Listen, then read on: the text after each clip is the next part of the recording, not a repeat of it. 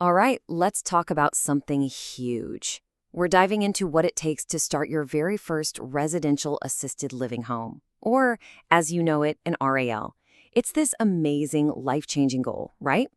But it also brings up some really big questions, especially around, you guessed it, your money. So, you're ready to jump in. You're ready to start that business. But wait, what's the one thing, the biggest risk that could stop you in your tracks? Seriously, think about it for a second.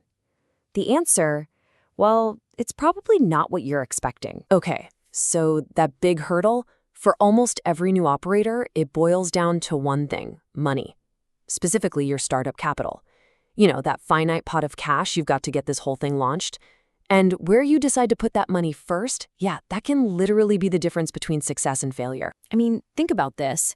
Before your doors even open, a huge chunk of your cash is just gone.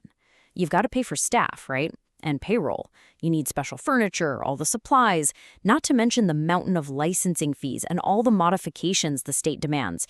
These aren't nice to haves. These are absolute musts. And this is where people get tripped up.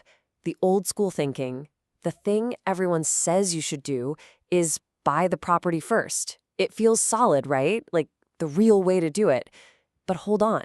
If all your startup money gets swallowed by a down payment and closing costs, what's left for all that stuff we just talked about? It really makes you wonder, doesn't it?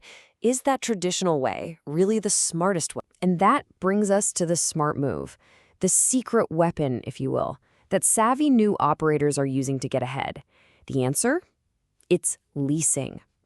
This is how you sidestep that huge capital trap and set yourself up to win from day one. Okay, let's talk about the first massive win here: speed. When you buy, you're stuck in limbo, waiting for banks, loans, appraisals. We're talking 30, 60 days, sometimes even more. But with a lease, you can literally sign the papers and have the keys in your hand in about a week. That means you're starting everything else, the renovations, the licensing, so much faster. And faster to start means faster to cash flow. All right, benefit number 2. This one's huge. I like to call it your get-out-of-jail-free card.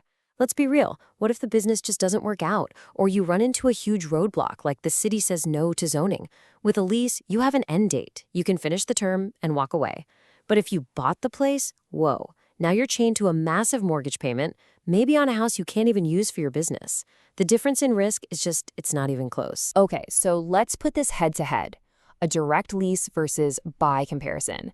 When you see the numbers and the risk laid out like this, the story becomes crystal clear. I mean, look at this. It's just black and white.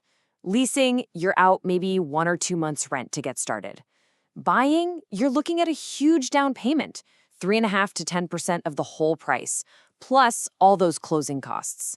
The financial risk with a lease is so much lower, and that right there is why it's the perfect play for a first-timer who needs to prove the business can actually work. Now hold on. This doesn't mean you give up on the dream of owning the property. Not at all. In fact, think of leasing as the smartest first step on a very clear path that gets you to ownership and even bigger growth. And here's the plan. It's a simple 5-step roadmap. Step 1, you start with a lease to keep your risk low. Step 2, you use your cash to get licensed and market the heck out of your home until you're full. Step 3 and 4, you're at full capacity and you're making consistent profit.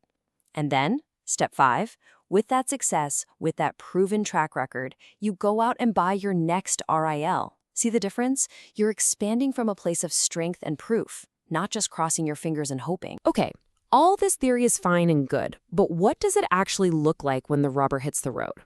Let's dive into a real-world story. A tale of 2 operators who made 2 very, very different choices. First, let's look at the success story.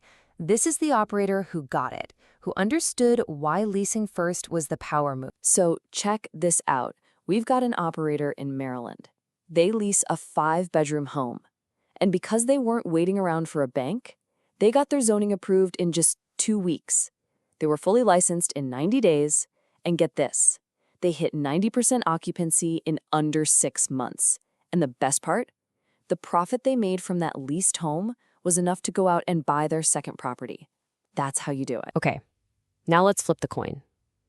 This is the cautionary tale, The story of the operator who went the traditional route, who listened to that buy first advice. This person bought a $400,000 home before they had zoning locked down. And guess what happened? The application was denied. That means they couldn't legally have a single resident. So now they're stuck, paying a $2,600 a month mortgage with absolutely zero income coming in. They had to sell the house, and they lost money on the deal.